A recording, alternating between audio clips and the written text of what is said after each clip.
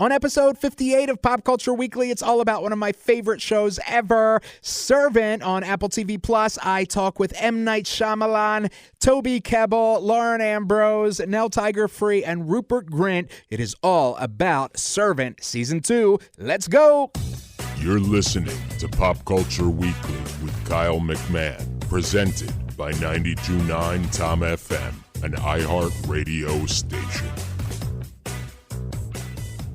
Hello and welcome to episode 58 of Pop Culture Weekly with Kyle McMahon. I, of course, am Kyle McMahon, and this week I talked to the entire cast of one of my favorite shows of all time, Servant. I also talk with M Night Shyamalan, who is just a genius. I mean, writer, director, producer, cinematographer, just an awesome, and actor, awesome talent, one of my favorite creatives in the business, and I love everything he's done, you know, Sixth Sense all the way up to Glass and Split, and I just love him. And, you know, I've been raving about Servant since it came on Apple TV Plus last year, and season 2 is here, and so I'm really excited. I talk with M. Night Shyamalan and Toby Kebbell and Lauren Ambrose, who of course play Sean and Dorothy Turner, the mother and father centered around the show Servant.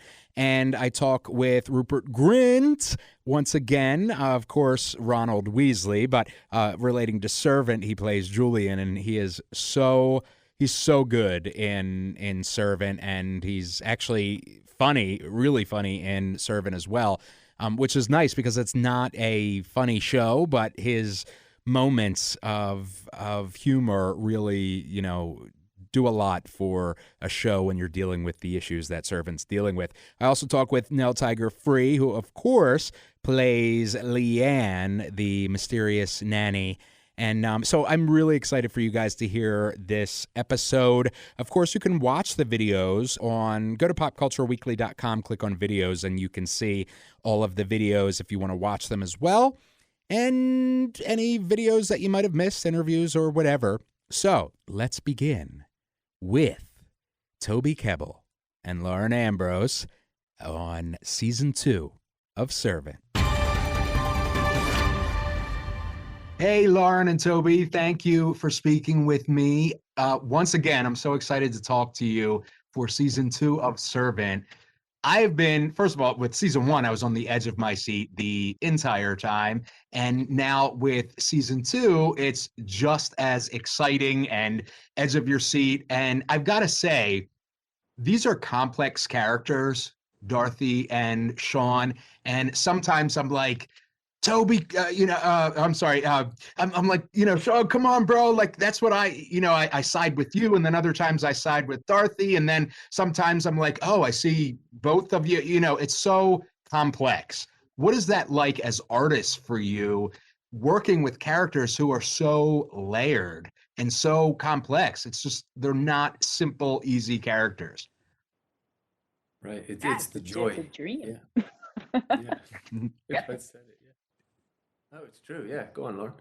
Yeah, no, it's a dream. It's like actor super fun to get to play a character who makes all kinds of terrible choices and contradicts herself in many ways and is delusional at times and then comes into her power. For example, in this season, it's in strength and verges on criminality, or is criminal actually, and we've got I feel like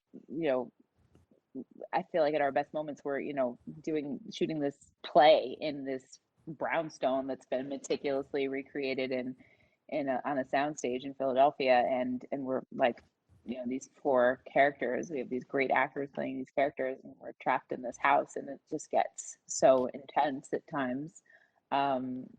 It's a joy to have all these challenges.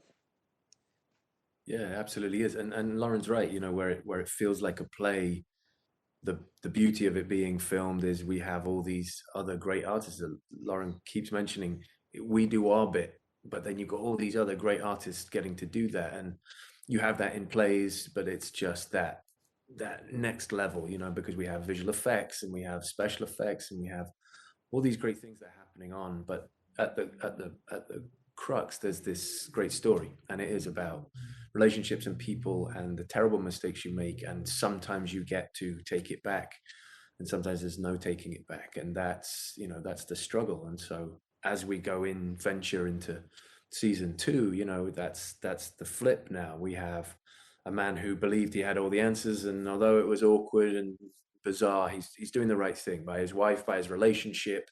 This is what we should do, and he kind of has a back door. He has a get out clause, which is, if it seems weird, then this is for Dorothy, but really that's just him not dealing. That's him not actually having culpability in a couple of places. So now we start to see those fractures in Sean where he doesn't have the answers, and he can't feel anymore.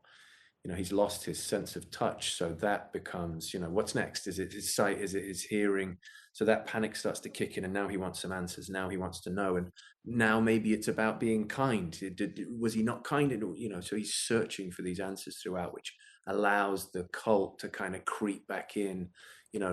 Halfway through the season, we start to see more of them, which is great because we got Boris playing Uncle George, the perpetually dirty man. But yeah, just such fun. And then it just gets dark, and we were allowed more humor, and it's such a fun season, and so great to be working with such great artists on all levels. As I was talking to Rupert and Nell, I was saying that it's a journey. I feel emotions, that I'm like, I'm excited at some points. I'm, terrified at other points. I'm horrified at some actions at other points. It's just, it really is a journey. And as a viewer, it is an absolute pleasure to watch. The other thing that I actually heard, Toby, that you were a chef yourself, quite the chef yourself. The food being such a big part of the show. The pizza episode for me, I'm like, I want to order from them. What is that for you guys? For your character, what does that mean for both of your characters? Yeah, we both cook really well. Lauren's an excellent cook. Oh, okay. The term chef, I start to get a bit, like when I did Planet of the Apes, and people are like, hey, he's a monkey. It's like, no, he's an ape. I start to get a bit like that because I'm working with chefs, right? So I work on, with guys in kitchens when I was doing my training, and I still get to. And Drew, who works with us, is a phenomenal chef. So I'm a good cook. That's about as high as I can get up there, because those guys, they specialize, so if they're doing the line, they're doing a specific job, and they'll move around, and they'll do, pasta, and they'll do the grill, and they'll do, the dessert. So that movement through chefing's a specific term. So yeah, I'm a good cook, and I love to cook. But it's so really important. Good. He's really great he's gotten very into the behind the scenes and working with our incredible Drew DeTomo, who's our food consultant chef guy, at building all what the food is going to be. And so Toby has this fun art project going on behind the scenes that he's really involved in. Yeah, it's true. I love that. We all get to be in the prep kitchen and make stuff and unwind that way. Yeah. I didn't realize that it's actually edible, real food. These aren't like props that have been sitting out and nobody can touch them. Like it's actual food. Right. We wanted to see that enjoyment when we were cooking, and that's the blessing of having Drew. He understands the aesthetic. When Drew first turned up, first day we worked together, it was the sorbet that we put on top of a meringue, and he was so disappointed with how that meringue looked. He was so irritated that was his work on screen, and he just stepped it up. So he really understands the aesthetic we require, but also knows that if Nell's vegan or another character's vegan, has a vegetarian or a dietary restriction, he wants you to eat the same looking thing as everyone else, but yours is a bean, or yours is a certain fruit that's extra slimy, or whatever it is. It's still delicious to eat. So the lobster ice cream, we ate it. It smelled and tasted like death. So we ended up using a very specific strawberry. Down to the point where Drew found the right strawberry to give that kind of more orange than red, so that we could just eat strawberry ice cream, and they it by the bucket load. I love that. And now, of course, I'm hungry again. Lauren, this is your character's journey. You know, in season one, I was kind of not angry with your character, but I'm like, you know, what are you doing? I didn't understand. As I've begun to dive into season two, I'm really starting to see, you know, this is a mother who would do anything for her child. Um, is that purposeful for you? Because as a viewer, I'm seeing these differences, you know, that may seem minute, but I've been picking up on them anyway. And I'm not the you know the most astute person in the world, but is that purposeful for you as you're doing that on your character journey in season two? I'm not entirely sure what you're referring to, but it's certainly been fun. You know, sort of getting away from the delusion aspect of her, you know, not knowing what happened. I suppose that's still there. That's still very much there, and the foundation of all of the secrets and lies that Sean and Dorothy have together, and Rupert's character as well, of what they've, you know, told this woman, or what she's allowed to believe, or what she knows what happened or whatever. But you know, this season I get to sort of come into a little more strength and power, and which gets pretty insane and criminal and rageful. So that was scary to read on the page and then figure out how to do, but fun acting challenge. Yeah, I mean, it's definitely a different side of the person, because she's not, you know, she's in charge of this operation, this very practical operation of, like, you know, where is this child, and how am I gonna get my son back?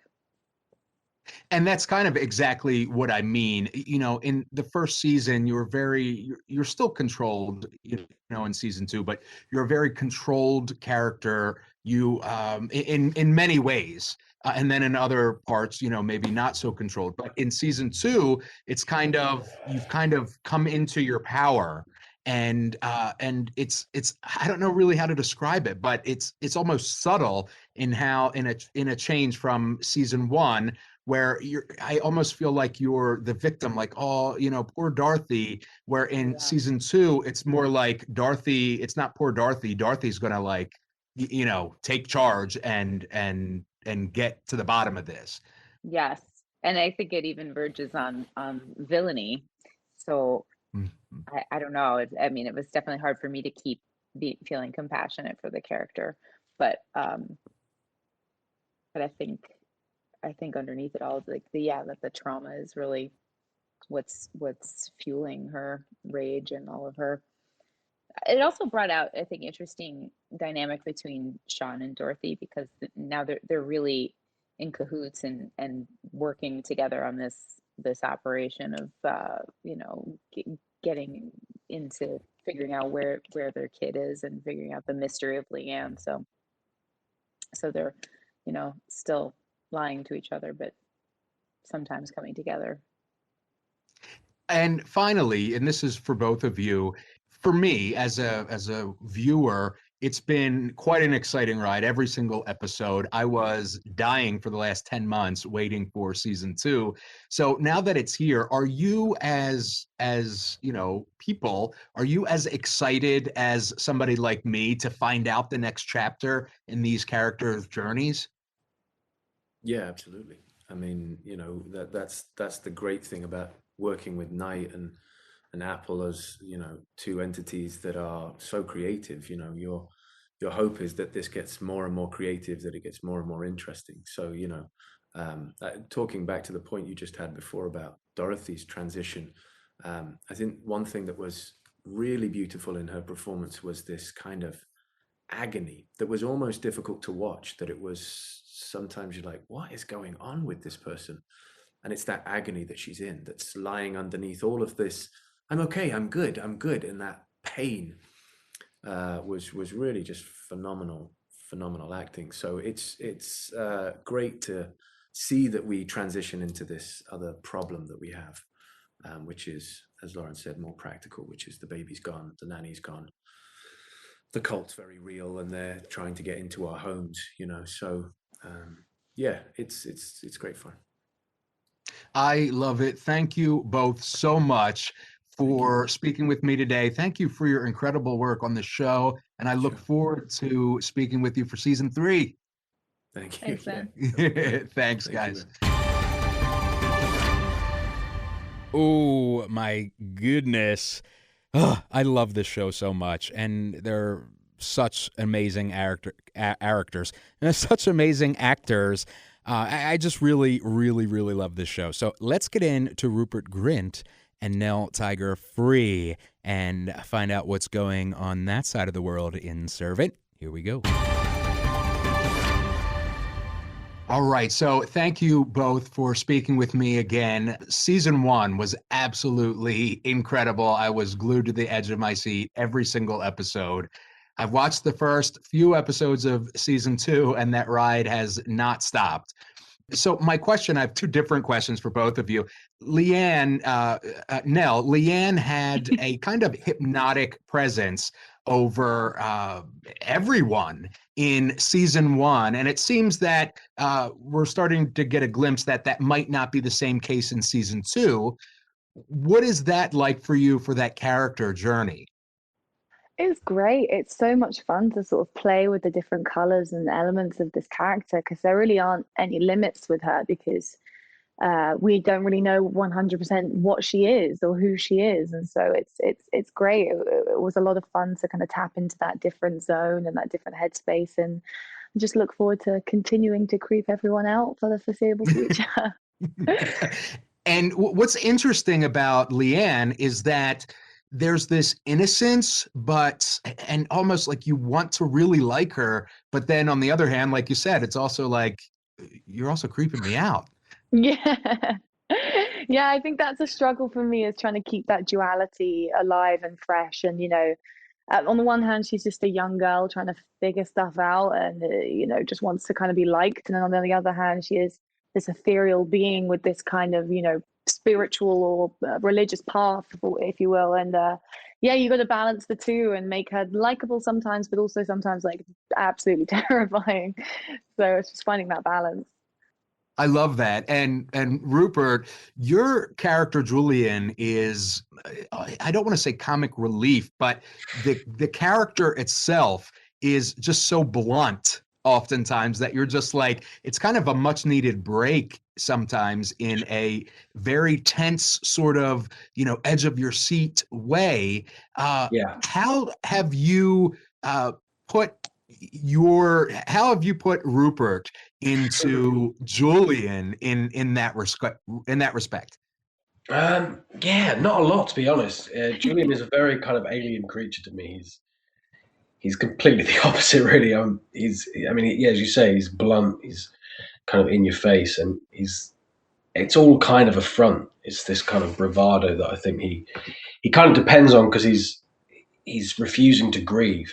I think everything is a deflection from that, and even with kind of his drink problem, the humor, I think he uses that as well as a way to kind of distract everything, and which is also a really important part. I think for a show, it's a very human thing to kind of see the humor in kind of the most tragic situations, and I think that's something that I always really loved about the scripts, was this kind of dark thread of humor that kind of runs through the story. And yeah, it's a lot of fun. So for both of you, seeing, after filming season 1, I talked to you both right before season 1 debuted. Now I'm talking to you for season 2. Was it as exciting for you as artists to watch these characters' journeys from season 1 into season 2? Yeah, I think it's just going to get more and more exciting for us as it progresses. I mean, I was so ready to see kind of the path that Leanne was going to take, and I was really, really happy with the direction she's going. And It's so, I mean, I feel like we're all pretty attached to this show and these characters now. And it's just great fun to watch it all unravel and watch each other's characters progress and change as well. I mean, it's great. And how about you, Rupert? Yeah, for sure. It's such a unique show, I think, in many ways. The fact that it's kind of these fast, like half-hour episodes, all in this same location, this one place, which is a really interesting place to play a scene because it's a very intimate, kind of confined space, and kind of everything is amplified, and it's a really kind of unnerving place to be in. It you do feel a sense of relief when you leave. And yeah, it's just you never really know what's around the corner because it's a classic night thing. You just you can never predict where this will end up, and I have no idea where this will go next. So it's that's kind of thrilling for me. So as I was watching, the first few, like 3 o'clock in the morning now, I'm like binging them because I want to watch as much as I can. And I'm like starting to fall asleep because it's like 3 o'clock in the morning. I'm like, no. I got to see what happens. I got to finish this episode. It's just such an edge of your seat show, but it's very smart too. It is very smart. And I love the way both of you, the entire cast, the four of you essentially carry this series, and you all have your own secrets. You all are you all have your own agendas in many ways. Mm-hmm. How is that as an actor to kind of, these are complicated characters, it's not these are not simple characters. How is that for you as actors in regards to playing something, maybe not as complex? Yeah, I mean, it's definitely challenging to keep our characters kind of breathing in a way. I don't know how to explain it, but like it's difficult. It's easy to fall into a pattern and to fall into sort of rhythms with a character. And with mine, she had this kind of very it wasn't one note, but she presented a quiet, kind of demure front, and then for season 2, that kind of gets pushed out the window, and she takes this big turn into something else. And so developing that and getting that right and making sure it was dynamic but also believable, it's really great to sink your teeth into. And that's what, so Rupert was saying earlier, was so great about TV, is that you really get so well acquainted with these characters and these people, and they start to become sort of second nature to you, and then they chuck in something that's completely unlike your character, and you have to kind of evolve into that world too. So it's just trying to avoid being stagnant with her, and keep her fresh and keep her moving, but still keep that kind of core value that is Leanne the same. And how about for you, Rupert? Yeah, absolutely. Yeah, it's fascinating, really, kind of because as you say, I think as a viewer, you're always kind of forced to ask that question, like, who can you really trust? Are these people good?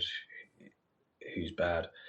So yeah, there's an element to that, and then the fact that you don't really know what could be around the corner. You kind of have to kind of have this preemptive kind of attitude, and you have to kind of try and kind of predict things that you don't even know yourself kind of coming your way. So it definitely keeps you fresh, and it's a lot of fun. It's a fun way to work, and it's nice not knowing. I enjoy that. It's something you can kind of use for sure.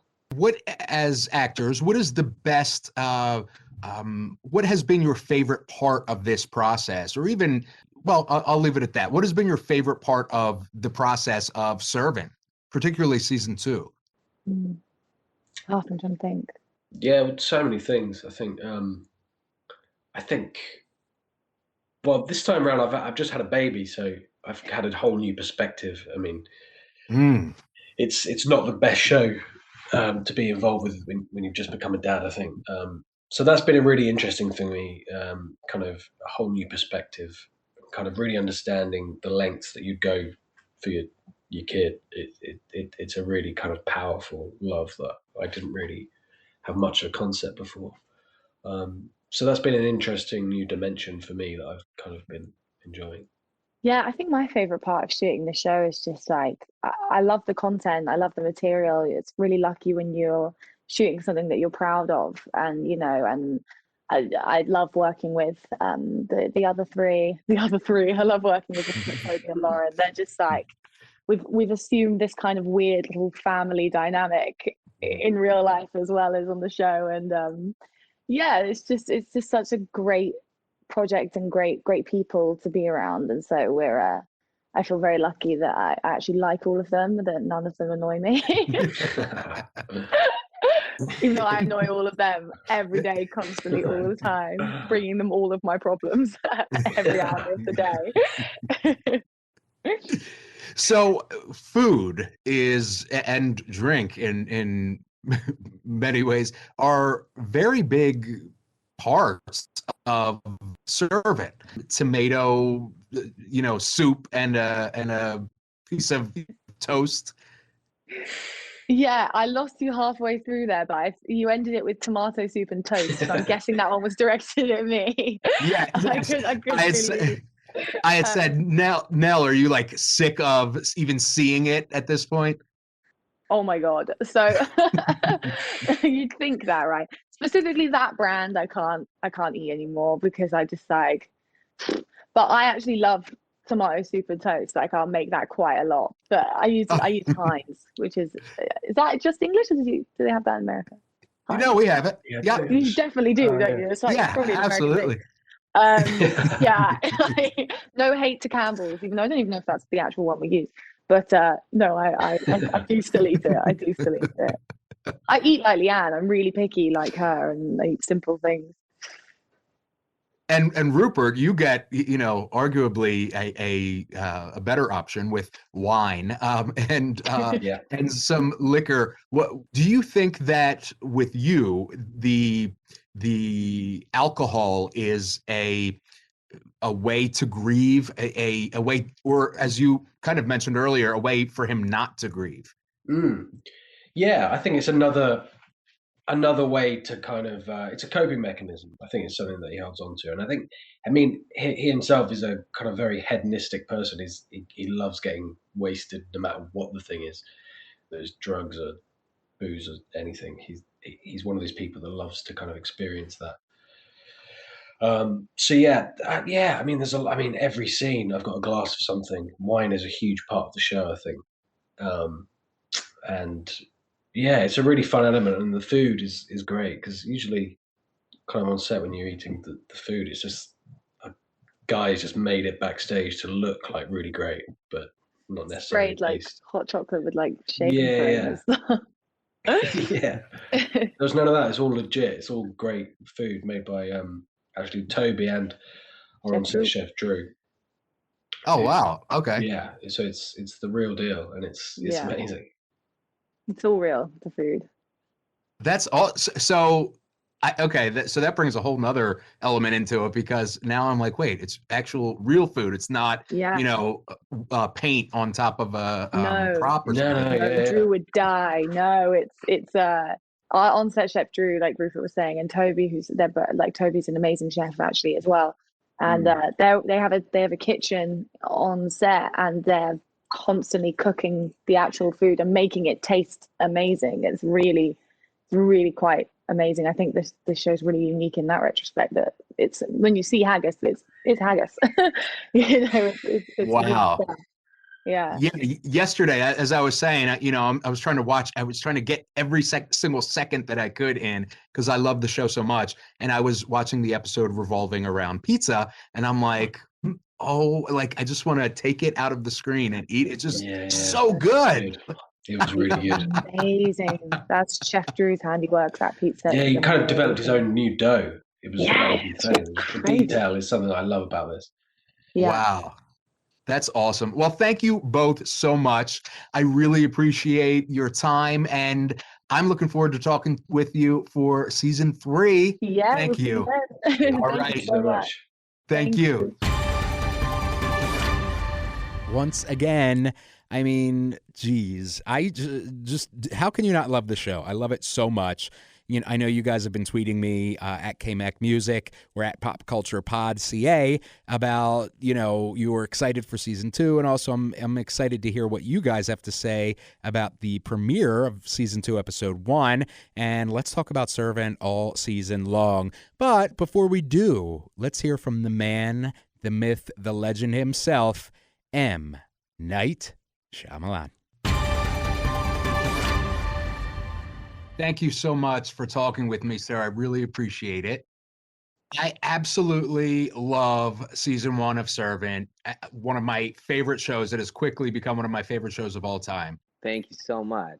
Of course. So I'm actually in Delaware. I'm from Delaware. So I love checking out that looks like it's near Spruce Street and stuff like that in the show. But speaking of locations, the Turner house is really a character in itself in the show. Can you speak a little bit to that? Yeah, one of the aspects of this premise that I love so much is it takes place in one location. Can you make an entire show in one location?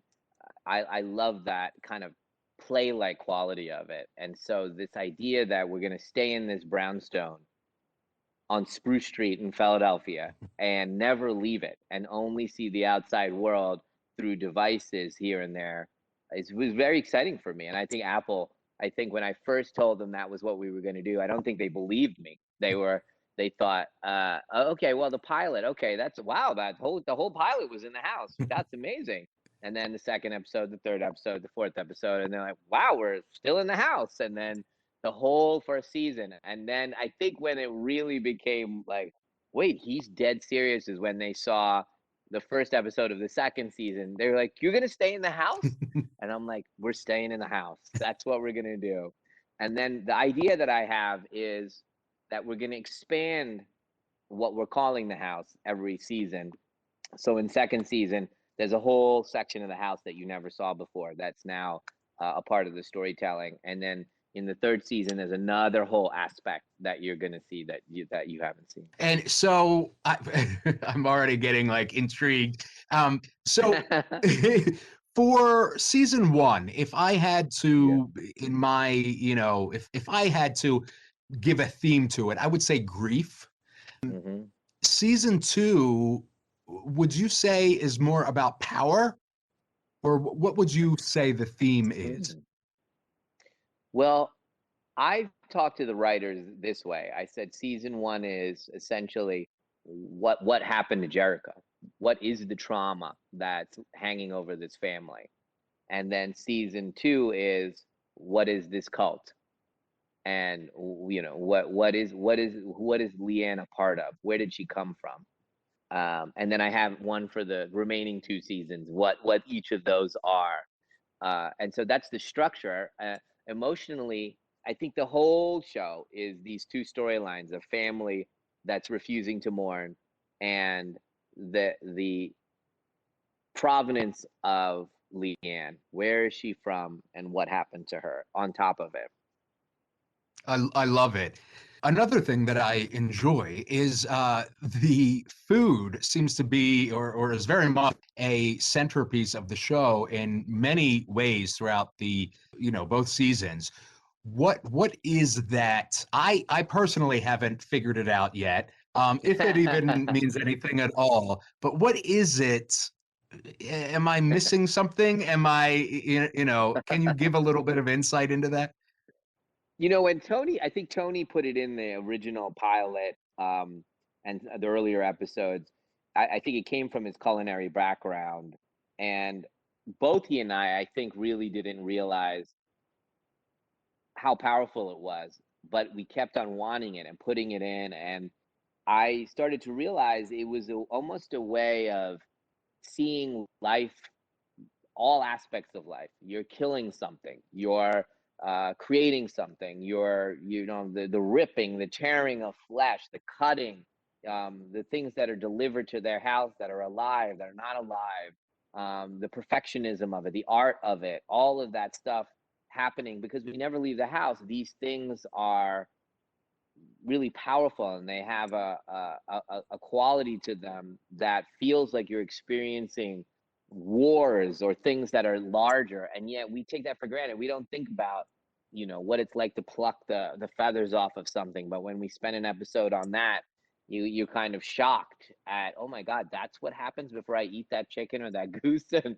you start thinking about all those things. I've found it very sensual, and it's part of the decadence of the show. The show is about a family that's kind of posh in Philadelphia, and they dress a certain way, and they go to these events, and they have parties, and they eat and drink wine and have these extravagant meals, but they're not dealing with this tragedy that's happened. They'll do anything but deal with this tragedy. Thank you very much. I mean, that puts a lot of perspective into it for me. By the way, it also makes me want to be a anchor in Philadelphia on like KYW or whatever. I love that. But I'm just kidding, iHeart. But the other thing that I think is very interesting, and this is more broader, is you have a plan for finality in this, where some of my other favorite shows, The X-Files and Lost, and that wasn't the plan from the beginning. Why was that important to you for Servant to know, I want to tell this story in X amount of half-hour-ish, episodes, and then I want the story to end there? I think if you, on those two examples that you gave, I don't think it's quite as important for X-Files, because that's more of an episodic kind of, we're solving a mystery every single episode kind of, show. It's not as important that where the two characters are going necessarily and where the show would end. But for a show like Lost, when you're doing a mystery, a puzzle, you should know where you're going. I think otherwise there will be a lot of false doors and things that really don't mean anything, because you didn't know why you put them in there to begin with, and then you have to jam them in to an ending. I didn't want to be cornered at the end. I wanted to be the ending to be revelatory to all of it. An inevitable thing, a journey that makes it so you go back and you watch it and it feels more satisfying. I love that. And one of the, again, many things that I love about Servant, and it's so masterful at, is it's a journey every episode. You have the larger story, but each episode has its own journey for all of the characters, really. And I was talking to Toby and Lauren about this, that for season one, in my opinion, I really felt bad for Lauren in many ways. Like, oh, she's a victim, and oh, it's so sad that she's like kind of delusional and all that. And it seems much different in season two. And Toby or Sean, where in season one, I'm like, come on, bro, like that's what I would do too. I would try to protect my wife and blah blah blah blah blah. Where in season two, I'm like, is everybody making the right choices? Are there any right choices here? It's very complex, which is like all of us, right? I mean, we're not black and white. And I think it's so masterful that Servant does that. The different layers of the characters are representative of layers of us. It's not a two-dimensional, one-dimensional character that you see on screen like so many other shows and movies and stuff.